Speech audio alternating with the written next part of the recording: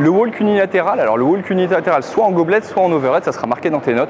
Si tu le fais en mode overhead, tu as les haltères au-dessus de la tête. Si tu le fais en gobelet, tu l'as au niveau les bras au niveau de la clavicule. Donc soit clavicule, soit overhead au-dessus de la tête. Sur le walk en unilatéral, on va prendre un kettlebell, peu importe. Je le mets bien sous mes pieds et puis je viens l'épauler tire-bouchon. On ne cherche pas à aller chercher à lever en biceps, mais on fait vraiment un effet tire-bouchon. Donc on tourne et on l'absorbe. Maintenant qu'on est là, on n'ouvre pas le coude, on ferme la main sur la clavicule et on ouvre un petit peu le coude sur le côté. Un coude et un comptoir. Maintenant que je suis là sur le gobelet, j'avance normalement, je marche, je fais pas de pingouin et j'essaie de me raidir de l'autre côté, de ne pas être penché. Sur l'overhead, c'est la même chose, en un peu plus dur.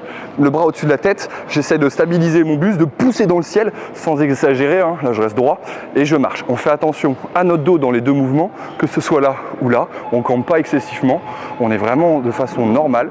Et après, hop, façon excessive, on est bien et on marche. Pour les distances, ça sera marqué nombre de poteaux, donc celui de départ il est à 0.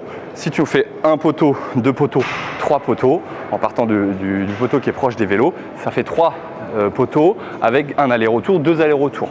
Tu changes de bras à la fin de l'aller-retour. Donc tu me fais un aller à droite, le retour à droite, tu reposes et tu fais à gauche.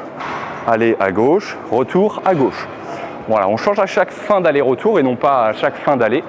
Si tu fatigues sur l'overhead, tu repars en gobelet. Par contre, en gobelet, tu restes en gobelet classique sur le mouvement.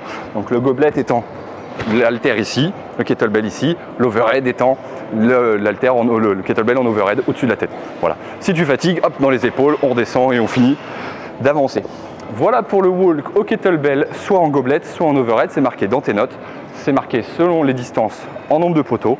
Et n'oublie pas, tu veux lutter contre l'affaissement du kettlebell, restez droit.